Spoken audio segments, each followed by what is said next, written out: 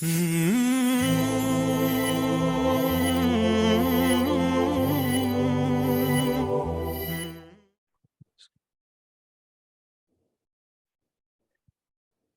wa salatu wa salam ala Rasulullah. Assalamu alaikum wa rahmatullahi wa barakatuh. Welcome to another episode of the Islam Through the Ages podcast. I'm your host, Thaqib Musa, and today we're talking about the theory of knowledge. So we're continuing in our series, kind of season one, setting the base of Islamic history.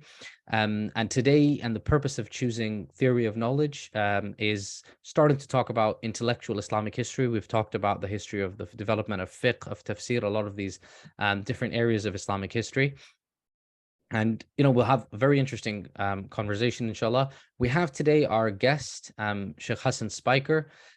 He's a philosopher. He's a comparative scholar of Islamic, Greek, and modern thought. He's the son of Anglo-American converts to Islam. And he has a wealth of experience at the University of Cambridge and in other areas where he studied various philosophical works. He was a researcher on Tabah Foundation's flagship classification of the sciences project, and I'm sure we'll hear more about different things from him. Is it Dr. Spiker? I'm not sure if you've completed your PhD yet, or your second PhD. You can either just call me Hasan or Lord Hasan. It's up to you. maybe later in the episode we'll get to Lord Hasan, inshallah. No, jazakallah khair. So we'll start, and I think at the moment you're a lecturer at Zaytuna College in philosophy and logic. So I think very current and in very much in the area to talk about the theory of knowledge. We're going to start today focusing on two very technical, in my opinion, terms, coming from an engineering background. The two terms are ontology and epistemology. And I think as we start off, I just wanted to kind of get into the definition of it before we talk about the relevance and how they were developed and various other things. So what are ontology and epistemology? Bismillahirrahmanirrahim. Allahumma salli wa sallim barik ala Sayyidina Muhammad. Alhamdulillah. Thank you very much. Well, ontology and epistemology don't actually really exist. Ontology was introduced into the English language very, very recently, and epistemology even more recently. So epistemology is about 1840, well, it's 1847 actually, in the works of Ferrier, who was a Scottish philosopher. And ontology came into, the Latin word rather, ontologia, first appeared in the 1600s. So, about 2,000 years after serious systematic philosophical work started, these words appear. So that's in Jacob Lorhard's work. We first see ontologia appearing. It becomes popularized by Christian Wolff, who is obviously the object of the great ire of Immanuel Kant in the Critique of Pure Reason. He was the kind of ultimate representative of this bad form of traditional dogmatic metaphysics he didn't like. And the term ontology was really, or what we called ontology, was really popularized by Christian Wolff. And then the first time it ever appeared in the English language was the mid-1700s. So we have ontology appears in the mid-1700s and epistemology appears in the mid-1800s. So today we have this concept that these are distinct areas of study, and the thing is they're really not. It's really what you'd call in Islamic philosophy they're i'tibari entities. They're just kind of they're perspectives, they're ways of looking at things, they're angles. They're not really sciences in either case, or even very definite subfields of philosophy or metaphysics. I mean, ontology was originally used synonymously with metaphysics, but nonetheless, I still will answer the question by saying that, broadly speaking, ontology is the science of being, and epistemology is the theory of knowledge, right? So you might sum it up, let's say, in, the questions at stake there, by going back to the very, very famous beginning of dear old Imam al-Nasafi's radiallahu anhu's Aqidah, where he says, حقائق الأشياء ثابتة قال أهل الحق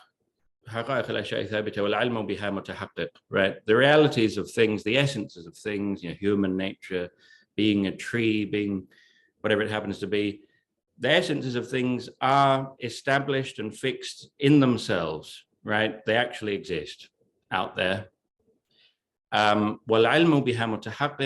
the knowledge that we have of them is real. We can have knowledge of them, right? That's a paraphrase. I mean, it's not really a literal translation, but the thing about literal translations is they're almost always really bad.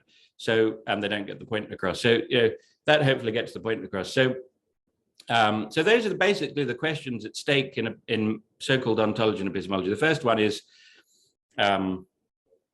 what beings exist, and of what nature are those entities? What are the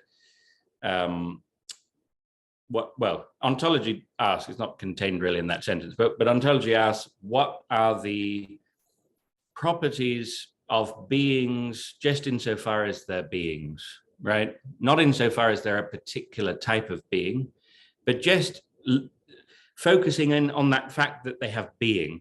What can we know about them, right? And there's actually rather a lot. I mean, you can write, huge multi-volume works about what we can know about them just in virtue of the fact that they're beings. And then the science of epistemology is, and we do actually have knowledge of those beings. Well, epistemology will then say, well, that's a very, very heartening and welcome conclusion that we actually do have knowledge of those things, but how? How can you justify that? You're saying we have knowledge of those things, but how? So that's broadly a realist theory, that very famous statement, which everyone who studied the Islamic sciences to a certain level will have studied over the past many, many hundreds of years. The realities and essences of things really do exist in themselves. They're established, the existence out there. And we actually can have knowledge of them. Our knowledge of them is real, right? So the epistemology would then say, well, how do you know that knowledge of them is real? And can you justify that to me? And what are the problems involved in that claim? But it's just important to realize that the problematization of realist knowledge, as in that very statement that says, we really do have knowledge of real essences, that's called, as you know, broadly a realist theory. The problematization of realist knowledge is really quite a new phenomenon. That would make sense of why the word epistemology is so new as well. It's just because it's not that these questions weren't dealt with, it's just that they weren't prioritized. And it's actually the result of a kind of methodological skepticism that those questions became prioritized, right? So, now, of course, this doesn't mean that what ontology studies hadn't been studied for literally 2,000 years or more before the term was introduced. And it's the same for many, many different questions in epistemology. So let's focus in on that for a minute. So some of the key questions of ontology, it really revolves around what is your starting point for metaphysics, right? And philosophy more broadly.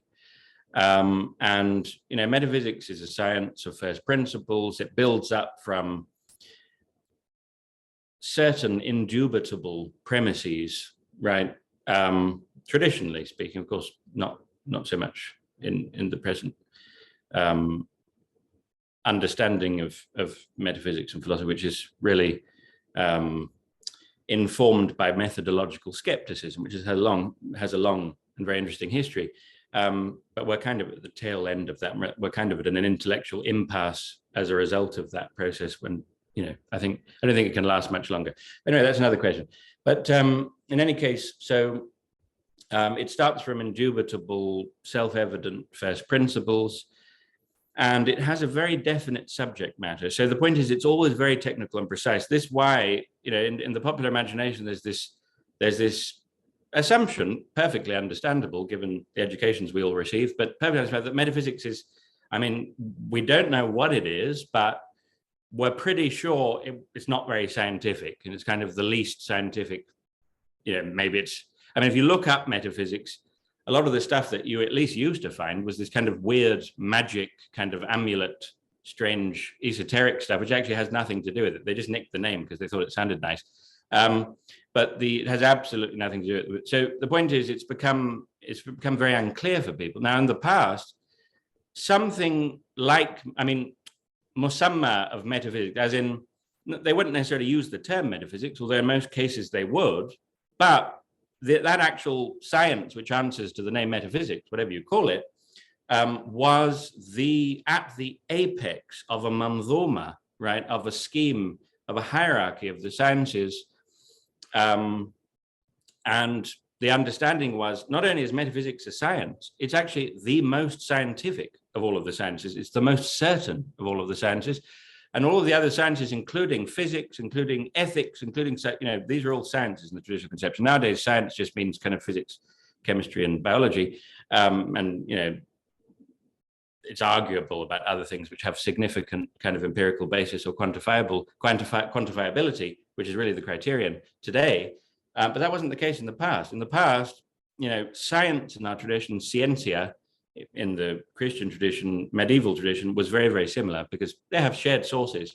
But science in our tradition, al-ilm is sifatun tujibu tamyizan la yahtamilu an-naqid, right? It is, again, there would be no point in giving a literal translation because it would be less clear than the Arabic. But what it means is, it is certain, absolutely certain, and indubitable knowledge, right? That's science. That's what ilm means. So obviously, that term is being co-opted by modern science, and very often, an assumption about modern science is that it's very certain and it's kind of provides real knowledge. But the truth is, much of science is extremely hypothetical, doesn't have very clear conclusions. It's very inductive. It's very results oriented. It's not really about truth anyway.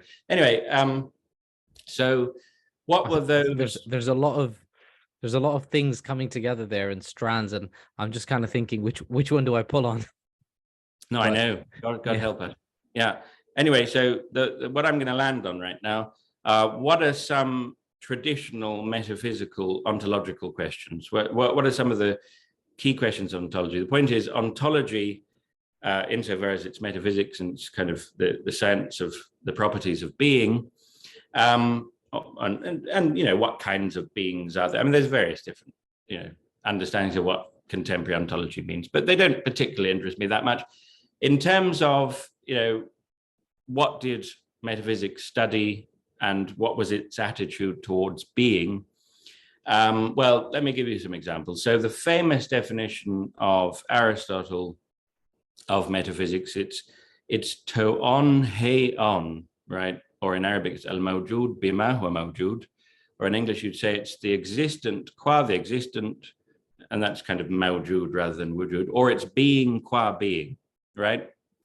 So the point is, it has a very, very definite starting point, which allows it to be the most scientific of the sciences, which all of the other sciences look to make sure that they're getting it right, right? Why? Because all of the sciences study a division or a part of being. Okay, and if you want to have, I invite the viewers and listeners to read Dr. Karim Laham, really a great, great philosopher of our time. Dr. Karim Laham's The Anatomy of Knowledge and the Ontological Necessity of First Principles, which is available everywhere.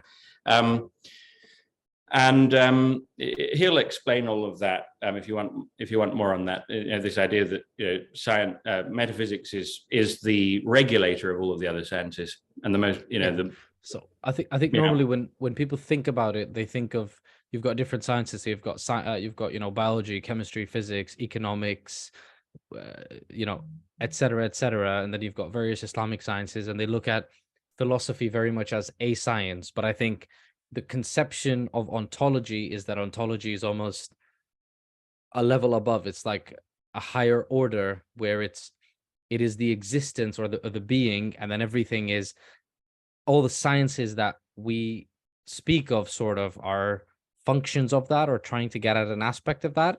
Have I understood that correctly? That's a wonderful way of explaining it. Thank you. So yeah, I think that will become clearer as we proceed. Basically, if you're studying being qua being, then what you're saying is, if you're a being, or if something is a being, or if we're looking at being, what else do we know straight away? So there are a lot of properties. There are numerous other properties which are not being, but they're convertible with being. What that means is that every time something is a being, it's all of these other things as well. And every time something is one of those other things, that it's lots of other things as well, including being. So let me just give you a quick example from both traditions. So in the Umur Amma tradition, it's called Al-Umur Al-Amma. So in many of these great summas of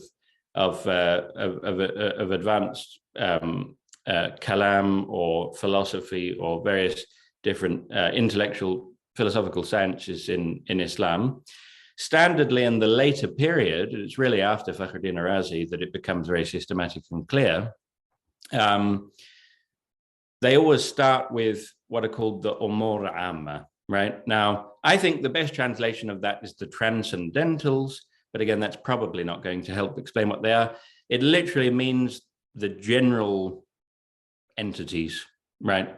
But I mean, instead of getting stuck with how to explain the word, let me just explain what they are, and then you'll know what they are. So basically, you start with what we're looking at are they're the properties that in Arabic ma ya'aridu lil mawjud bima huwa mawjud. So they are what become ascribed or affixed or characterize the existent thing, okay, insofar as it's existent.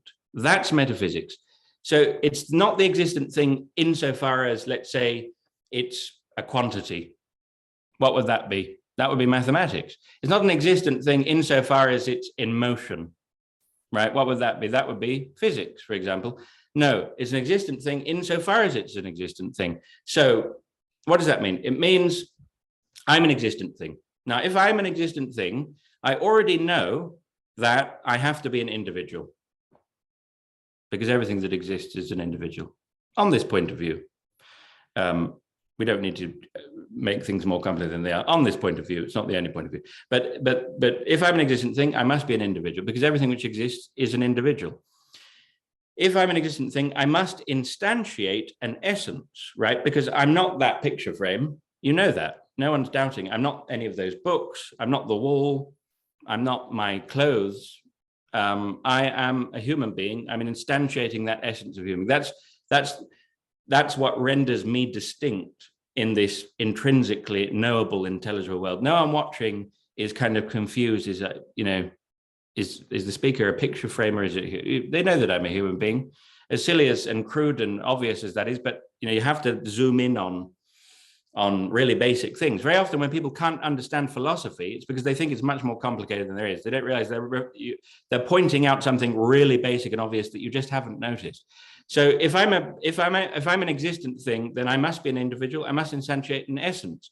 I must be a possible being, right? That gets into complexity, because obviously, God is not a possible being; He's a necessary being. But we don't need to get into that for our purposes now. Those are the discussions. So when you're having a conversation about ontology, I think most people understand. If you're having a conversation about biology, for example, you're talking about perhaps the human body, or you're talking about an animal being. When you're talking about ontology, those are the conversations that when you're, for example, lecturing in ontology, this is the conversation you'd have: is God necessary, or is that the sort of conversation, or is that where ontology goes?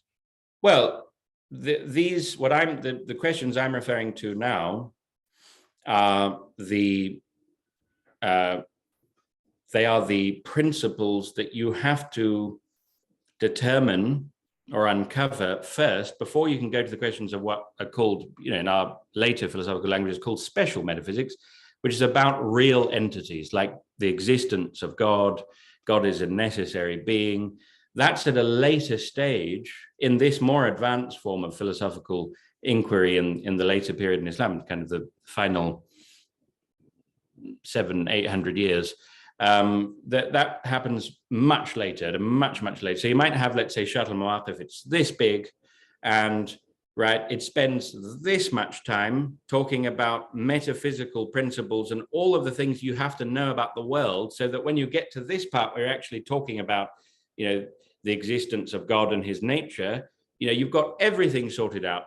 You know that you are arguing on the basis of a comprehensive scientific knowledge of the structure of being and the world, so that you know that your conclusions about God really are scientific in that traditional sense. But there's an idea that those books are mostly about talking about proofs for the existence of God, but they're not at all. It's just that tiny final. It's not a tiny section. It's still hundreds of pages. But the main work, and that's because the subject matter of Kalam is determined. That's rather the unfolding of Kalam as a science is determined by its subject matter. So its subject matter is standardly said to be in, let's say, Sharh al-Mawaqif and Sharh al-Maqasid, many other very, very important works, is al-ma'lum min haythu yata'allaq bihi ithbat al-aqaid ad-diniyya. So it's the objects of knowledge, objects of knowledge, insofar as anything that pertains to establishing, proving, demonstrating the creed of the religion, right? So that's a pretty broad subject matter, since it's anything that can be known. But that's actually related to Imam al-Ghazali's prescription for the subject matter of Kalam in al-Mustasfa, one of his latest works, where he says it is al-mawjud bima huwa mawjud ala qanun al-Islam. So he's taking Aristotle and Ibn Sina's definition of metaphysics, but he's saying it's metaphysics, but essentially in light of the Islamic revelation.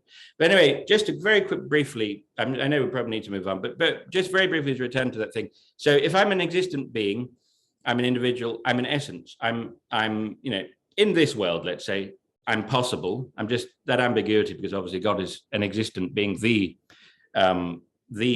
existent being really, but he's necessary. But anyway, so I'm an individual, I'm an essence, I'm possible.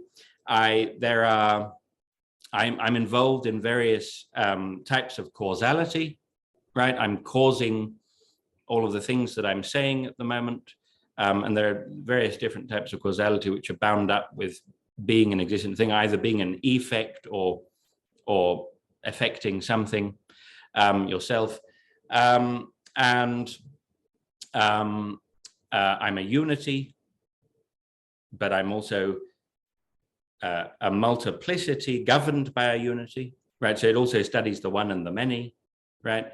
So it's these very fundamental. Now, the analogous thing in the Western medieval world was the transcendentals. Now, the reason I like to translate the Umur Amma as the transcendentals is because if you look at the actual definition of transcendentals, it means those properties which are necessary entailments of being itself, right? So if you're a being, then you will convertibly also be all of these other things.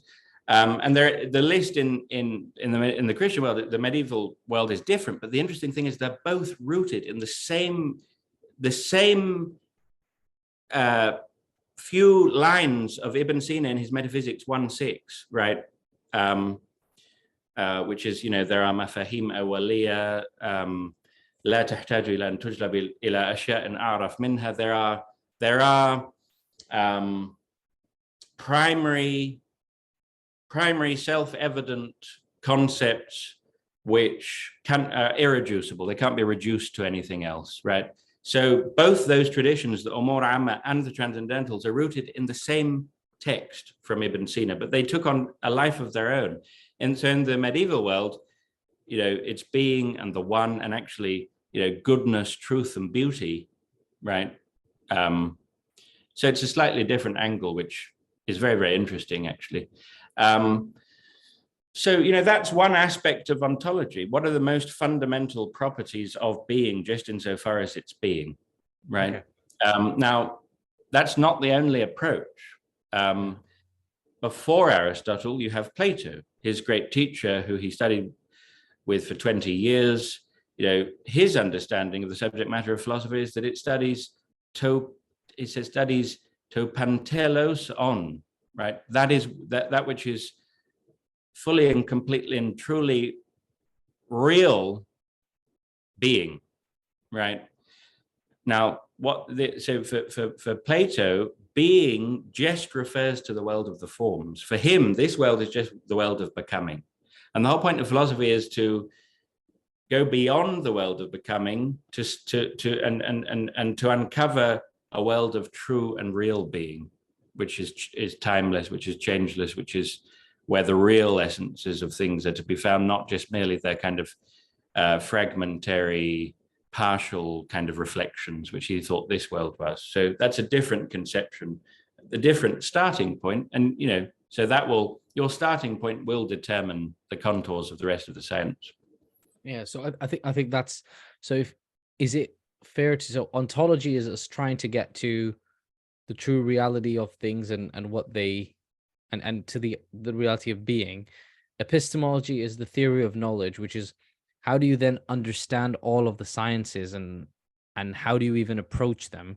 And I think, and this is where then actually we can get to the idea of epistemology, in Islam, and how it, because I think the fundamental thing and what we're trying to bring together in this is, because we've done a few episodes on Islamic sciences and on what nowadays are looked at as Islamic sciences and non-Islamic sciences, when actually in Islam they didn't develop like that. They all developed, they all developed in sync. So actually your Islamic faqih, your jurist was also was also excellent in physics and understood optometrics and whatever, and mathematics and all of that. So then when it comes to epistemology, when we come to an Islamic perspective, I think we mentioned that even though the classifications and the terms themselves are 18th and 19th century, or 17th and 1750s and 1850s when they become, or 1840s when they become common, the actual, what they're talking about, what the terms are defining is actually there from the start. So when it comes to epistemology in Islam, what are some of the sources and what do kind of, because that's essentially coming to your base truths almost, or what do you base everything on? So what are some of the sources in Islam, and then how does that develop from an Islamic perspective and lead to the situation where which is very different to today, where you have something very secular, where very much your expert in engineering or physics or technology or whatever is usually completely different to your expert in religious studies, when actually in Islam it was the same person doing both? Absolutely. Well, I mean, so yes, epistemology, it's not true to say, as you said, what epistemology refers to doesn't exist in our tradition. It very much exists in our tradition in a very, very rich form. So if you look at Sharh al-Mawaqif, for example, the most important Kalam textbook of the last 600 years, written by Sayyid Sharif al-Jurjani on al-Iji's Mawaqif. Sayyid Sharif al-Jurjani is a great philosopher. He's a great Akbarian Sufi, and he's one of the 2 or 3 most important Kalam Ahl Sunnah wal Jama'ah theologians of the last 600 years. His book has a very, very long section on something called Ithbat al-Ulum al-Daruriyya, on establishing the forms of self-evident and necessary knowledge. There's the Badihi and the Daruri. Sometimes they're synonymous, but there's actually a distinction between them. But that is a very, very that's epistemology. That's dealing with skeptical challenges to the idea of self-evident first principles. It's talking about the validity of sense knowledge, countering objections to that.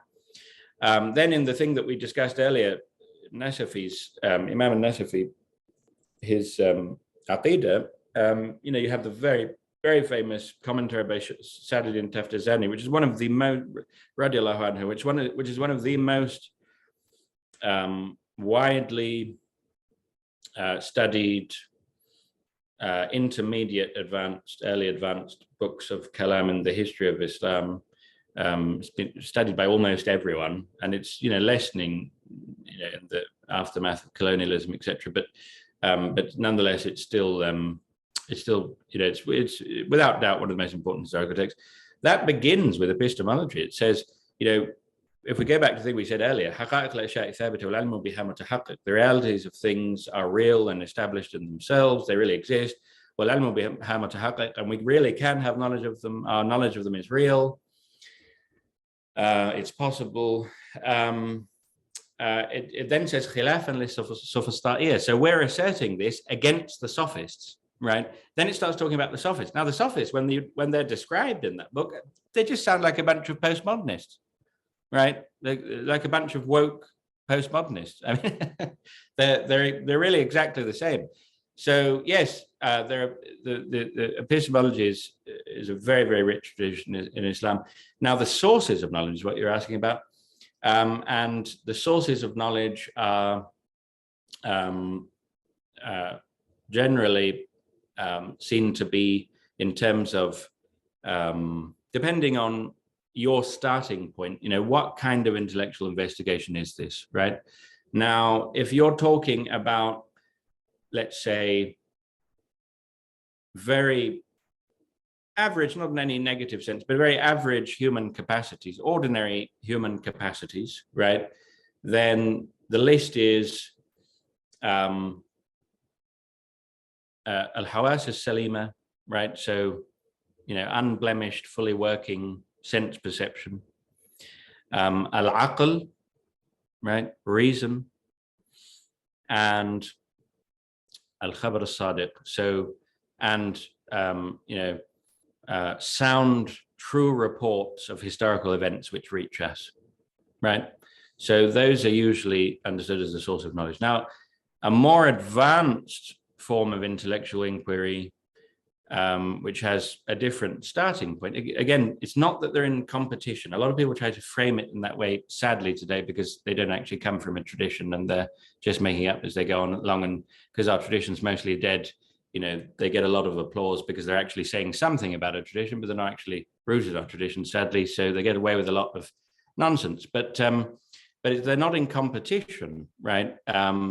It's just that the sciences are carefully and clearly demarcated. So if you're starting saying we're looking at the world, what can we know about the world in terms of ordinary human capacities, not special abilities, right? Then it's those three. If you're looking at in terms, so that's what's publicly available, right? If you're looking at it from a different perspective, you're saying, no, we're looking at this in terms of faculty holism. What is the utmost that human beings, what is the furthest point that human beings can go if they've also engaged in a lot of purification, right? Tasfiyat al-batin, Tazkiyat an-nafs, in Greek it's catharsis, and obviously catharsis means a different thing now, but catharsis, its real meaning is purification.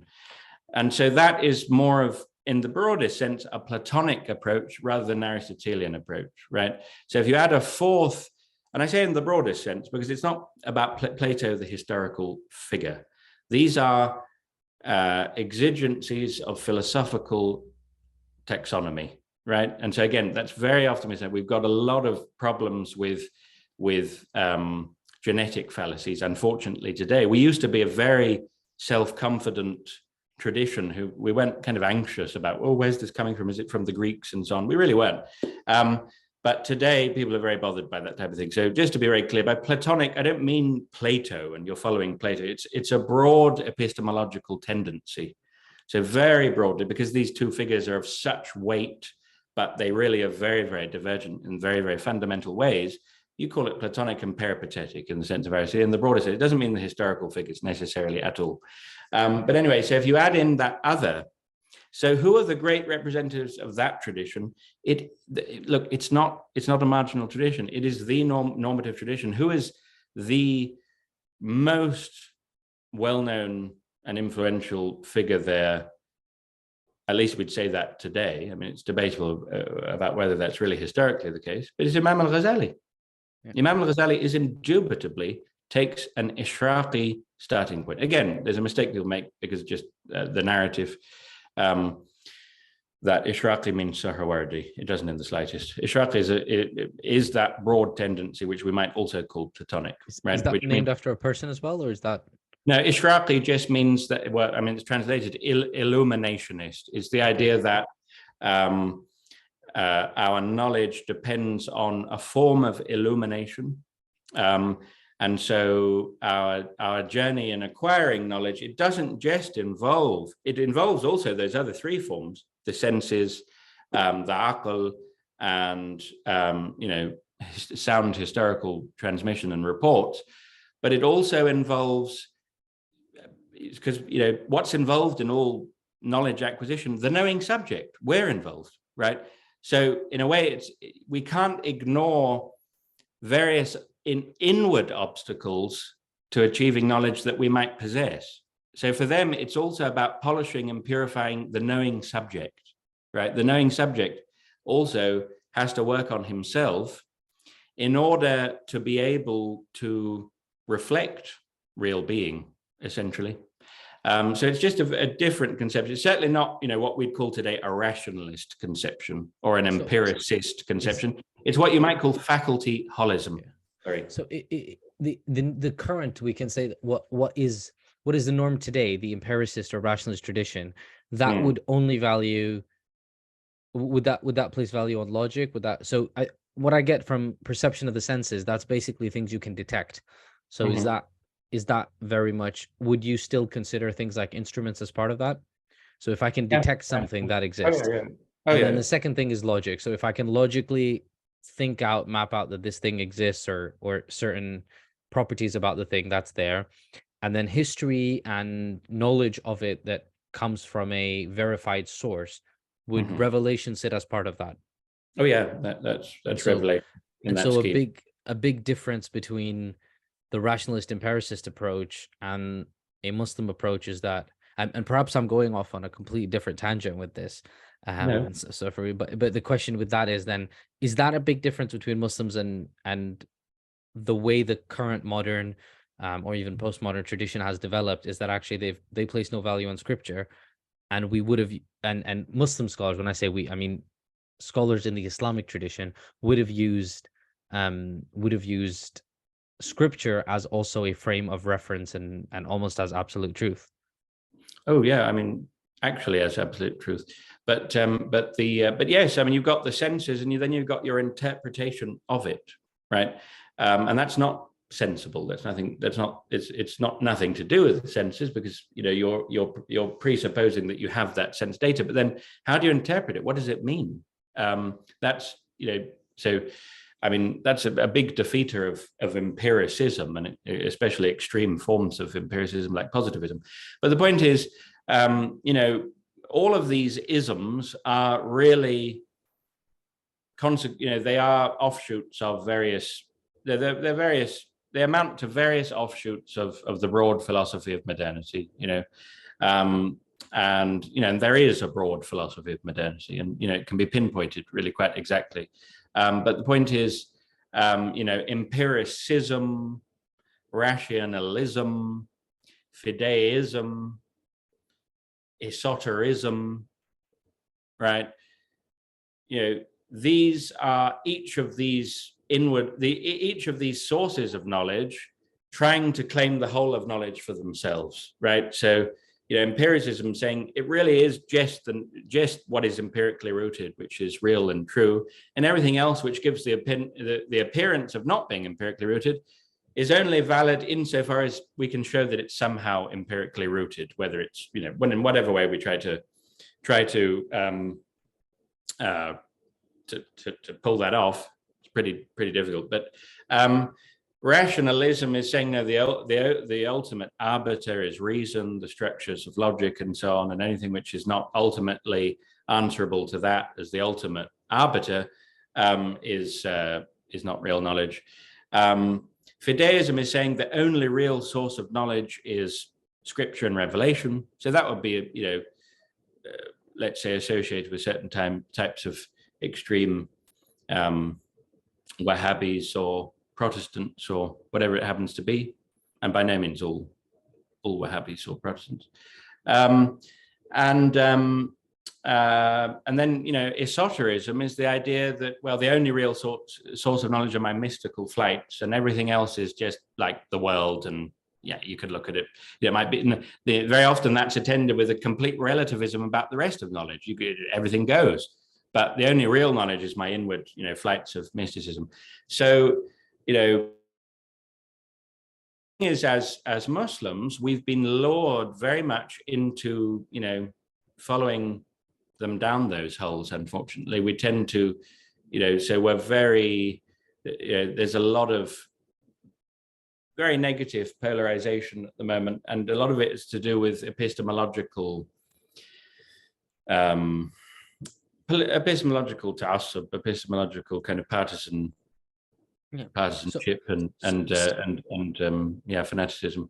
In some of these things, we seem to follow kind of the Christian route, but I think, and I think the question here is, how were Muslims different? How was Islamic synthesis of knowledge different in terms of how are the different sources of knowledge integrated together? And why fundamentally is this significant? Because how did it lead us to a route where actually there wasn't such a division of the sciences?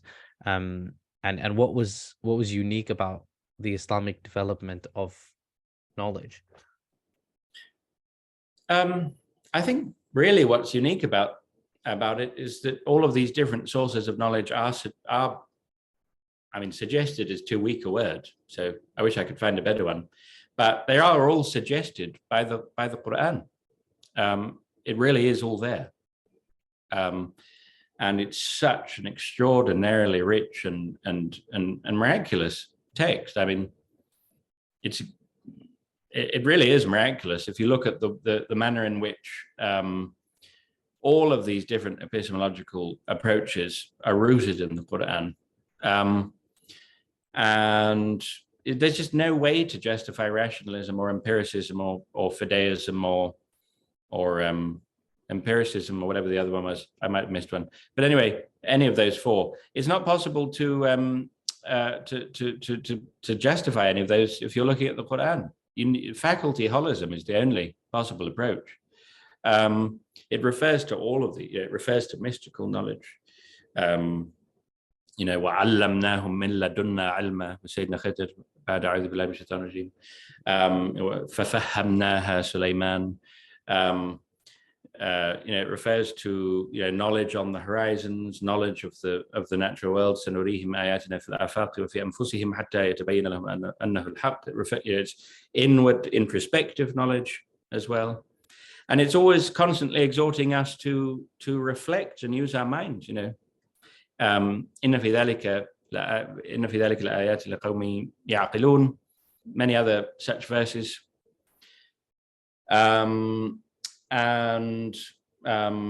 There's actual syllogistic forms in the Quran. If you look in Surah Yasin, أعوذ بالله من الشيطان الرجيم أولم يرى الإنسان أنا خلقناه من نطفة فإذا هو خصيم مبين وضرب لنا مثلا ونسي خلقه قال من يحيي العظام وهي رميم قل يحييها الذي أنشأها أول مرة وهو بكل خلق عليم. That is a pure perfect syllogistic form, as is often commented upon. And there are many others. There's lots of books about syllogistic forms and various other forms. What's a syllogistic form? A syllogistic form is, for example, let's say the first figure, the first mood of the syllogism is every A is B and every B is C. So every A is C. So the middle term, the formal structure, is the fact that the middle term is in the predicate position in the sughra, which is the first premise, and it's in the subject position in the kubra. Right, and that's the form. That's not about. There's nothing to do with the content. Like, what are you reasoning about? Right. What are you reasoning about? It's the way. Essentially, it's a logical form of, and as you said, A goes to B and B goes to C. So therefore, it's a logical flow of things. And what you quoted from Surah Yasin is basically saying it's a logical proof for essentially resurrection. Exactly right. Yeah, and that's the particular verse that, I mean, there are others, of course, but that's one of the most prominent verses that was actually cited by Imam al-Ash'ari radiallahu anhu in order to justify nazar, using nazar or speculative investigation in theology, because he said, well, look, it's there in the Quran. So yeah, so gosh, gone all over the place. What are we talking about? Yes. So I think the example was really good to understand, because I talked about the relevance of it, and I think we'll come back to relevance from how it helps synthesize things in the next question. But I think what you just kind of quoted for me is there's a lot of pushback that people say that there's no space for philosophy or need for philosophy per se. And I think the fact that there's understanding that logic is very important to understanding not just the logic, but the different forms of what knowledge is created from is very important to understanding how do we actually reason and how do we actually understand anything and know truth almost. It's been a little bit of a mind bender, so I appreciate that. And there are naturally tangents in a topic as deep as this. So I think that was really useful. The examples. So going on to that now, kind of trying to pull on another thread of the synthesis of knowledge and how in Islam, even using the Quran as a form. So all of these different ways of getting at knowledge or sources of truth, sources of knowledge are referred to in the Quran, and it helped, or it almost encouraged scientists or thinkers to develop in that area. Does that kind of give us a uniqueness of the golden period of Islam? We've actually got an episode where we ask what the golden period of Islam is, and none of the historians can actually agree. But I think broadly speaking, it's not now. It was probably some time ago, and then there's a discussion on whether it was the Abbasid period or the Mamluk period or different periods in between. Yeah, I think it was the Ottoman period, and I don't think there was a golden age at all. So there's lots of different views there. Yeah. So that gets very interesting. But the synthesis of knowledge and the way we can say Islam did things uniquely. So there wasn't a religion versus science kind of debate. What does that say about how the golden period or periods, or the allure of the golden period came about in Islam? Yeah, I'm going to be a bit controversial and say I think it shows that there was no such thing as the golden age of Islam. I think that the golden age of Islam thesis is all based on projecting Western epistemological, post-Enlightenment epistemological, well, post-scientific revolution, really, epistemological structures onto the Muslim world, and saying, oh, we don't really like what's going on for the last 1,000 years, but what they were doing there at the beginning, that looks like science. It's all optics and it's all physics and astronomy and science in the way that we understand it. But that's not how they understood what they were doing. And so, our criterion of science is generally, empirical. What level of empirical basis does the thing have, and how quantifiable is it? And that's a function of a shift that took place in the so-called, the scientific revolution period. Francis Bacon and Galileo and Robert Boyle and so many other different thinkers, Descartes, of course, where there was a shift to believing that the only part of the physical world that we can study scientifically are primary qualities, which are simply quantifiable qualities, properties, and that the world is fundamentally extension. It doesn't have formal causes anymore. It doesn't have. We're not looking at essences out there, and we're not looking at final causes, which are purposes. Both of those are abolished, banished from nature, right? And so, the golden age thesis is all the idea that, well, yeah, they were doing pretty well then because they were looking after those texts. It's like the baton of civilization, and Islam was just doing the first 100 meters, and then it got a bit tired at the end, but managed to hand it over to the West, and the West just ran with it for the whole rest of the 300 meters basically, and they're winning now. And poor old Islam just kind of collapsed afterwards and wasn't able to ever compete again. Got tired, and then it just kind of deteriorated into mysticism, and it was all awful. So I think that what our synthesis of knowledge shows is just that golden age narrative is false. What it's the scent of reason, it's the scent of knowledge. This is something I'm working on with Ahmed Paul Keeler. I don't know if you know him, but he's someone, brilliant man who you should probably get onto your podcast. He's fantastic. But it's the ascent of reason towards a high point of synthesis. And there are many people working in Kalam, working in other areas, who are in denial about this, and it's exactly because they've fallen for this without knowing, for this whole rationalist empiricist paradigm, and they want to think that was us as well, but it wasn't. And there are innumerable proof texts for this. Just to pick out one at random, the most important introduction to physics, it's something I teach at Zaytuna, Hidayat al-Hikmah by al-Abhari, to physics and metaphysics in the peripatetic tradition is al-Abhari's Hidayat al-Hikmah, right? Athiruddin al-Abhari.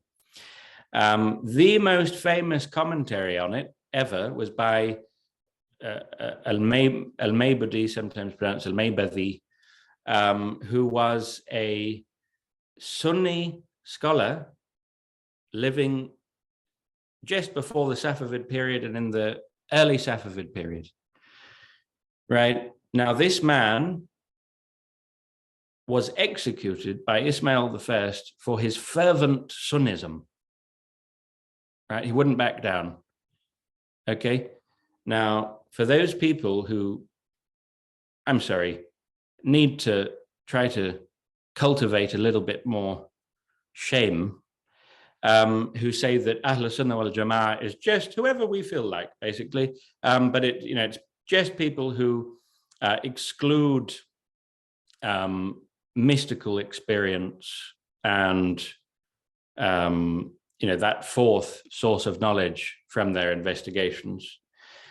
Should really take a look at, the whole tradition, basically, but especially this figure who was executed for his fervent Sunnism, because he was someone who believed entirely in the synthesis of these faculties of knowledge, and that there is a hierarchy of philosophical methodologies, right? So he's commenting on a work in peripatetic philosophy. He considered that to be very important, and not in any to denigrate it, but the lowest, right? And he said, in our opinion, right at the end, on the final page of that commentary, which is studied everywhere, all across the Muslim world, in the Ottoman world, and particularly in the Mughal world, right? He says, it is my view that anyone who wants to really understand the essence of philosophy must study the books of Ibn Sina and Suhrawardi. Now, in all the copies that I've seen, he says, may Allah sanctify their secrets, right? Which is not something you usually would say about Ibn Sina, if you think that he's a heretic, as we imagine that everyone did nowadays. But so I don't know if he really wrote those words, but they're in all the editions that I've seen. He says you have to read the works of Ibn Sina, right? Who obviously is a peripatetic at heart, as he himself says, but it has a lot of Neoplatonic elements. And most of the time, I don't think he knows that they're Neoplatonic. That's just the nature of the transmission. Very, very fragmentary transmission of this kind of very mixed up version of Neoplatonism to the Muslim world. And the works of Suhrawardi, who is obviously, as is well known, the great reviver, one of the great revivers of Platonism in the Muslim world. But he says, above these two thinkers, there is a higher domain. There is a Taur, which is above these. There's a higher methodology, right? Which is very, very difficult to embark upon and really achieve, but it is there.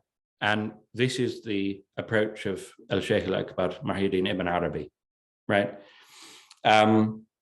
So, this is one of the most widely studied texts of philosophy in the history of the last 500 years. And this is what he says on the last page. I mean, it's very conspicuous. That's just one very small example, because it happens to be, this particular very interesting figure who was executed for his fervent Sunnism. He also has a Persian work of that synthesis of those various forms of philosophy. But this synthetical approach dominated the Mughal period, and it dominated the Ottoman period, the main period of Ottoman flowering. And one of the reasons is these great leaders of the Ottoman polity. For example, I mean, the greatest example is obviously Mehmet the Conqueror, were Akbarian Sufis who also, I mean, he was a great patron of the arts.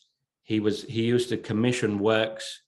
He commissioned Ali Qushji to write on astronomy and on physics. He commissioned Hoxhazade and Alauddin al-Tusi to do a muhakama, to adjudicate between Imam al-Ghazali and the so-called philosophers, right? He commissioned works on Akbarian metaphysical Sufism, and he commissioned Abdurrahman Jami to do an adjudication between the mutakallimun, the philosophers, and the Sufis, as in the Akbarian metaphysicians, right? And what does Abdurrahman Jami do? Right? He was asked, they went to him and they said, we think you're one of the only people in the Muslim world capable of doing this. What did he do? He ruled in favor of the Akbarians on every single question. Every single one. Right? And then what you find later is great thinkers in the Ottoman tradition, like Ibn Kamal Pasha, the great Ottoman Sheikh al-Islam, who said that, he has his famous fatwa that anyone who insists on continuing to criticize Ibn Arabi after this fatwa is going to have a ta'ziyah punishment, right? That's what he said. I'm not saying, I'm an incredibly moderate person. I, of course, don't agree with that, but that was his fatwa. Then you have Tashko Prezada, a giant towering figure who has several extraordinary statements. He says that there's a particular form of experiential philosophy which actually shares a border with ordinary reason. And he talks about how, the ideal Muslim thinker is this, he calls him Majma' al-Bahrain. He should be the meeting place of the two seas, right, of deductive inference and experiential knowledge. It all becomes unified in a single person, which is the person doing it. And before him, before any of them, the first ever Sheikh al-Islam of the Ottoman state, as much as this word state isn't appropriate, Mullah Fanari, Shamsuddin Fanari, in Bursa, right, dies in 1430, writes this work, Misbah al-Uns, right? It's right next to one of the volumes of Futuhat al-Makkiyah there, but he writes, and Sharh al-Maqasid by Taftazani. Why not? So Misbah al-Uns is the most important work of this synthesis that we're talking about of Akbarian philosophy, Suhrawardi's Illuminationism, Ilm al-Kalam, and Avicennan philosophy, right? He's the first ever Ottoman Sheikh al-Islam.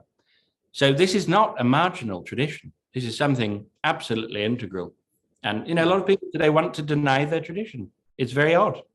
It's a revisionist Protestant tendency, sadly. And it's enough, really. It's because it's nonsensical. I think so there's a few kind of key points that were there. I think the sources of knowledge element of how almost this fourth source of knowledge has always been, and it's actually a big part of the Muslim tradition.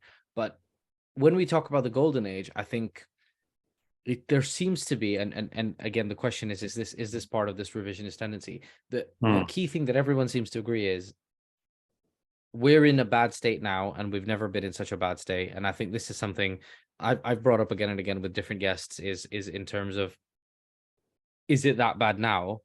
Or are we actually, because, people seem to have this vision that we're actually in a huge state of decline. And then actually, what can we do? And how does this conversation around sources of knowledge, is this, how do we use the synthesis of sources of knowledge that is part of our classical tradition bring us back to something better? And actually, is that fourth source of knowledge the answer, or is it the case that actually the secularization of religious study and natural sciences is the difference? And actually, what remains to be done in order to develop further and go back to a golden age, or a level as good as the golden age, assuming we're not in one now, or actually, why is there this tendency to keep saying that actually everything around us right now is really, really bad? Very interesting question. I think that things are getting better. I wouldn't say that we're at our lowest ever point. I think that's already happened. That was kind of, basically the whole 20th century. I think it's getting better now. There's a lot more worry, and I think the greatest obstacle now is just the assumptions that we make about the nature of Islamic civilization. The assumptions that we, from our particular vantage point of growing up under a world dominated by the West, although that seems to be changing in ways that are rather alarming for the West at the moment, but still we can't be too naive about it either. I think it's summed up well by Habermas, who just said, modernity is dominant but dead, but it's still dominant. So, and in its death throes, it might might flail about in quite alarming ways. But basically, it's about looking back on our history and realizing that, you have to, in a way, it's about izalat al-mawani'. It's about, getting rid of obstacles in comprehension and conception and ways of looking at things that we're actually imposing upon our history. And I think that's just really important.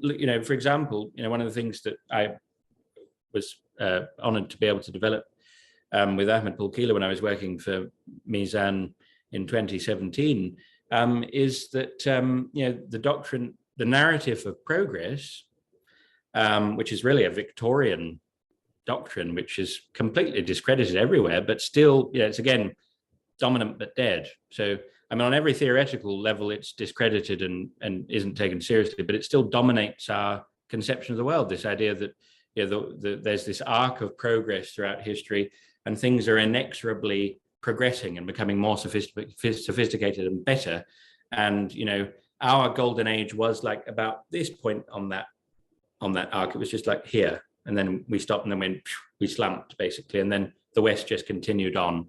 And somehow we need to catch up. That kind of that we've fallen behind syndrome. It really continues to affect us. And why didn't Islam produce modernity? It's because it didn't want to. It would have been horrified.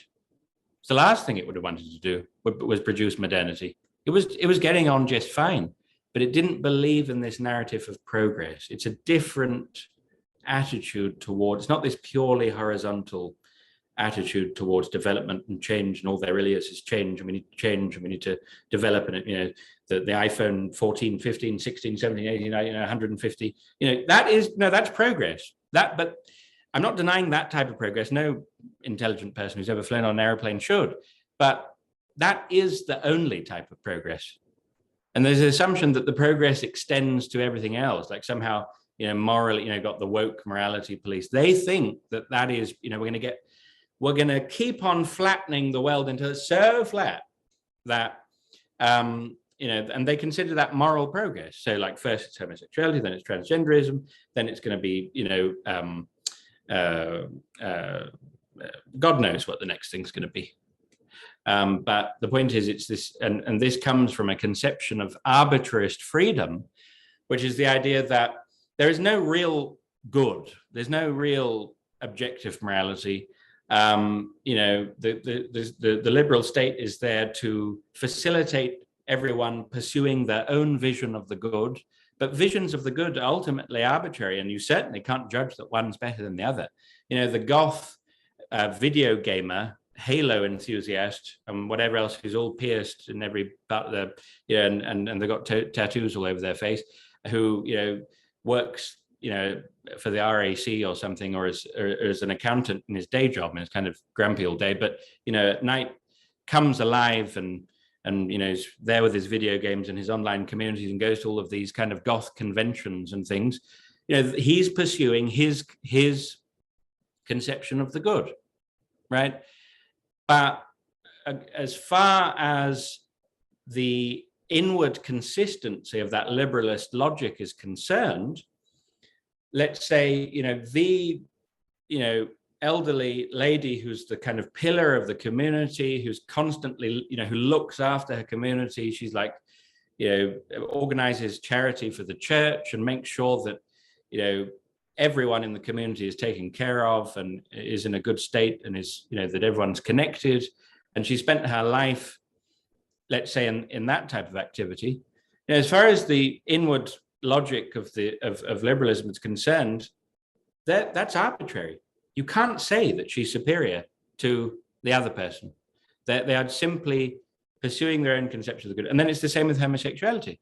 So someone's conception of the good is living that particular lifestyle, active lifestyle. And, again, that's on a formally level pegging, because with, the traditional family, which is, the reason for, that happens to be the reason all of us exist, including those pursuing homosexuality, and that happens to be the reason that all. But according to that liberalist logic, they are formally equivalent. They're exactly the same. Why? Because it's voluntarism. They are both objects of the will, right? And as Brad Gregory says in The Unintended Reformation, the supreme value in liberal societies is free choice per se, but the important thing is regardless of what is chosen, right? So it's that liberal states exist exactly to facilitate and protect that arbitrary free choice, right? So, there are a lot of fundamental izalat al-mawana which we have to be able to get rid of when we're looking back on Islamic history. It's a different conception of the world. When you say izalat al-ma'ana, what do you mean, sorry? Getting rid of obstacles to understand, right? Because we're living in a world that's, for example, dominated by the doctrine of progress. So that whole last bit about liberalism, that's supposed to be moral progress, right? But, it's very difficult to construe it seriously as moral progress, right? But we tend to be, for example, the degree to which people within our community latch on to these feminist tropes, right? And they, it's a big problem, Islam's supposed attitude towards women, because, there's this assumption, well, we've made moral progress in the modern world, taharrur al-mar'a, granting, all of these rights to women in terms of, equality of opportunity. And then all these assumptions are made about, well, at the end of the day, we're Muslims, but, we can't, that's a bit backwards, So those type of assumptions that there has been this moral progress, they prevent people from seeing what Islam really is and was. And the fact that, frankly, its attitude towards all of these things, even transgenderism, because it actually dealt with, the khuntha and the, intersex people and so on in a very, very humane way. Its attitude towards homosexuality, its attitude towards women was infinitely superior to these, what dominates and much more consistent and humane and sensible than what exists today, which is supposed to represent this kind of moral progress. But the thing is, if we're brainwashed by all of those understandings, we won't be able to see that, right? We considered all of those people to be human beings who God breathed in from his spirit, right? We don't look at people as minorities who, opportunities to tick boxes for diversity and representation. But, if people have, let's say, unhealthy tendencies, then they have to be helped to overcome them, but they retain their fundamental dignity as human beings. It's not like they become this kind of other category of being who then, we have to say they have the same rights to do all of these things. The point is, you have rights because you're fundamentally a human being, but that doesn't have to lead to moral relativism as it inexorably seems to in the under modern liberalist conceptions. But the worst thing, I mean, that was a bit of a tangent, but it's just relevant insofar as we're talking about progress, because I think that doctrine of progress really skews our understanding. We end up always trying to anticipate modern developments. It's like, oh look, we had relational logic before De Morgan started looking at. Oh look, we had this scientific discovery, but we're always trying to anticipate. It's all because we've been convinced, we've been cowed into thinking that, oh, this wonderful modern world is objectively superior. But really the world that's been produced by modernity, despite wonderful things like antibiotics and, aeroplanes and things, which I took antibiotics the other week and couldn't live without it. Very, very grateful for that. But, despite these undoubted benefits, which do have their unintended consequences and side effects, unfortunately, but, generally speaking, on a human level, modernity's been a complete catastrophe. It really has. So I just think, Muslims really need to reevaluate the way that they look, the assumptions they make about the modern world, before they can then look at our history and try to understand what it is. So I think, yes, things are getting better, but it's still very early days, and there's also a danger of this kind of wide-eyed enthusiasm. Oh, we're doing tajdeed. No, we're not in a position to do tajdeed yet. If things go very well, maybe a few hundred years down the line, or hopefully sooner. But we're not in a position right now. We're still in too much of a state of basic confusion. But the signs, nonetheless, are very positive. The place that we are now, if you look at just really top quality studies on every aspect of, I mean, most of them are not, most of them are awful, but about 10% of the studies are really top quality studies on every aspect of Islamic civilization. That wasn't the case 40, 50 years ago at all. So I think maybe we've seen a massive improvement. I think the fundamental point to end on with that was, I think it's that, changing the mindset and trying to think of, not of history of our glory days, but actually, it's that there's a linear view of history where everything gets better and gets better, almost asymptote forever. And actually, there's other theories which are like a loop and things like that, but actually putting it into perspective actually makes you realize that one thing being better in one way, or in terms of objective progress, in terms of okay, everyone's making more dollars per capita, it doesn't necessarily mean that we're getting more happiness or stability or whatever we should be getting. Exactly. And I think that's a very poignant point to end on. So thank you very much. Really appreciate it. Sure. I think the last conversation on morality was very interesting, and actually the history and development of morality and where do you where do you take it back to, but also that's part of the integration, which is that in the Islamic civilization or development, actually, it wasn't that morality is left to the religion and we're going to go and focus on this. Actually, everything needs to come together and work together. Can't be separated, yeah. Yeah, and scientific progress knowledge is an ethical activity. Yeah. Yes. Yeah. And I think that's very interesting, and I think that's almost the closing message from it. I do know that you have to go. So and I actually thought this would take a lot less, but we went on a little bit of a wild ride. So no, it was really, really good. Really appreciate you joining. I think, I don't know if you're on social media, if people can find you. And I don't know if you have. I have a YouTube channel called Mawlid of the Prophet Muhammad sallallahu alaihi wasallam. Okay. So people can follow there. Yeah, people can, and I upload various courses that I do there.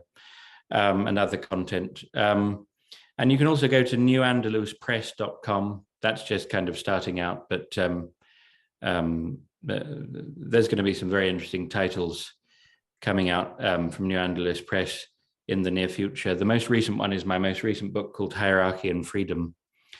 That just came out. It's now finally available on Amazon and everywhere else. Nice. So that is, Yeah, but I think we can put a link to that in the show notes.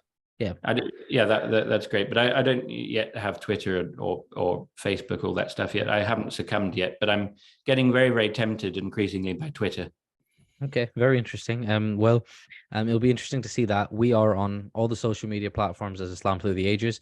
You can also email us islamthroughtheages@gmail.com, or you can leave a comment on Anchor or YouTube, wherever you listen to this podcast.